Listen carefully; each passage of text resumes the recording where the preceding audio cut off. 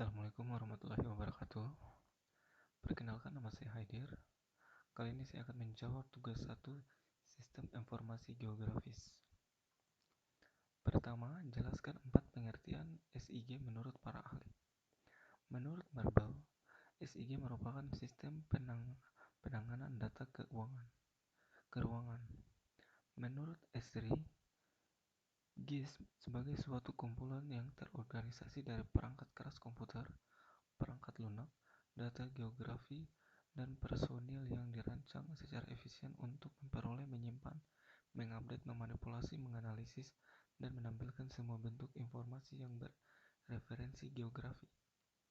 Menurut Gistut, SIG merupakan sistem yang dapat mendukung pengambilan keputusan spasial dan mampu mengintegrasikan deskripsi lokasi dengan karakteristik fenomena yang ditentukan lokasi tersebut.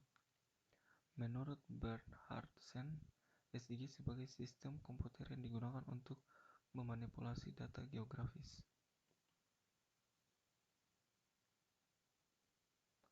Dua komponen SIG terdiri dari software, hardware, data, manusia, dan metode. Jelaskan.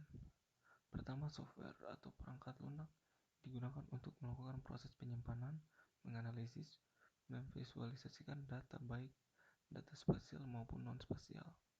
Perangkat lunak harus terdapat dalam komponen software SIG adalah aplikasi untuk memasukkan dan memanipulasi data, database, manajemen sistem, aplikasi untuk menganalisis data, aplikasi untuk menampilkan data dan hasil analisis.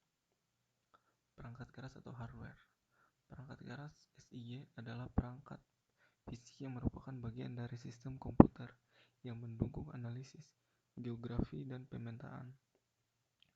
Perangkat keras SIG terdiri dari beberapa bagian untuk menginput data, mengolah data, dan mencetak hasil proses.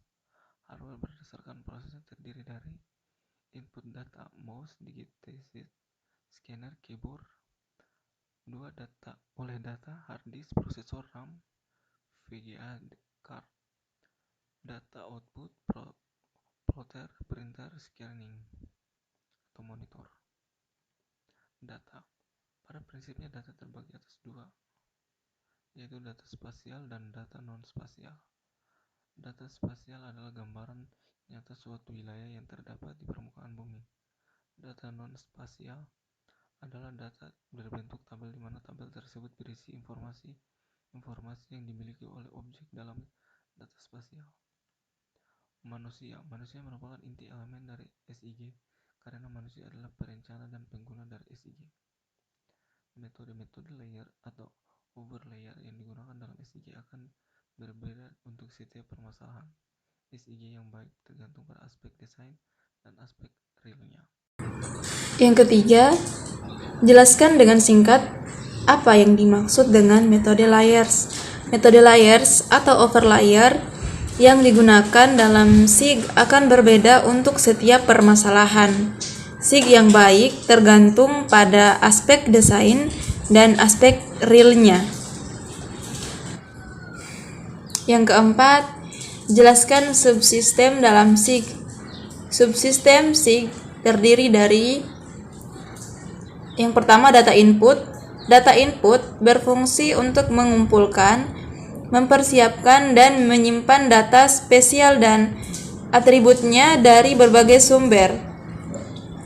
Subsistem ini pula yang bertanggung jawab dalam mengkonversikan atau mentransformasikan format-format data aslinya ke dalam format yang dapat digunakan oleh perangkat SIG yang digunakan. Yang kedua, data output. Data output bertugas untuk menampilkan atau menghasilkan keluaran, termasuk mengekspor ke dalam format yang dikehendaki. Seluruh atau sebagian basis data spesial baik dalam bentuk soft copy maupun hard copy, seperti halnya tabel, grafik, report, peta, dan lain sebagainya.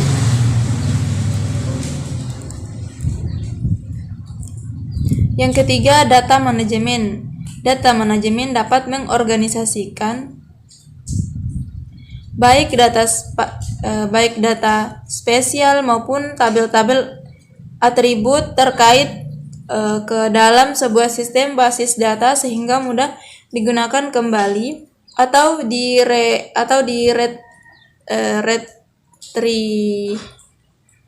retrieve, diupdate dan diedit. Yang keempat, data manipulasi dan analisis. Data manipulasi dan analisis ini menentukan informasi-informasi yang dapat dihasilkan oleh SIG.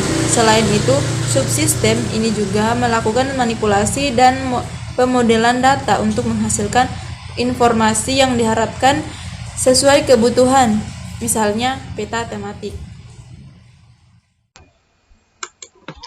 Assalamualaikum warahmatullahi wabarakatuh. Perkenalkan, nama saya Wadewi dengan NIM 1850009.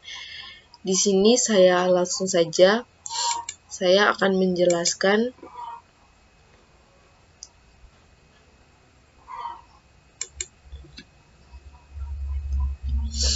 manfaat SIG dalam manajemen tata guna lahan. Manfaat SIG dalam manajemen tata guna lahan yang pertama, pemanfaatan dan penggunaan lahan merupakan bagian kajian geografi yang perlu dilakukan dengan penuh pertimbangan dari berbagai segi. Kedua, tujuannya adalah untuk menentukan zonifikasi lahan yang sesuai dengan karakteristik lahan yang ada. Ketiga, misalnya, wilayah pemanfaatan lahan di kota biasanya dibagi menjadi daerah pemukiman, industri, perdagangan, perkotaan, fasilitas umum, dan jalur hijau. Keempat, SIG dapat membantu pembuatan perencanaan masing-masing wilayah tersebut dan hasilnya dapat digunakan sebagai acuan untuk pembangunan utilitas-utilitas yang diperlukan. Kemudian, manfaat SIG dalam penguasaan daerah bencana alam. Manfaat SIG dalam penguasaan daerah bencana alam. Kemampuan SIG untuk penguasaan daerah bencana alam misalnya yang pertama, memantau luas wilayah bencana alam. Kedua, pencegahan terjadinya bencana alam pada masa datang. Ketiga, menyusun rencana-rencana pembangunan kembali daerah bencana. Keempat, penentuan tingkat bahaya erosi. Kelima, prediksi ketinggian banjir, dan keenam, prediksi tingkat kekeringan. Itu saja yang dapat saya jelaskan, lebih dan kurangnya mohon dimaafkan. Assalamualaikum warahmatullahi wabarakatuh.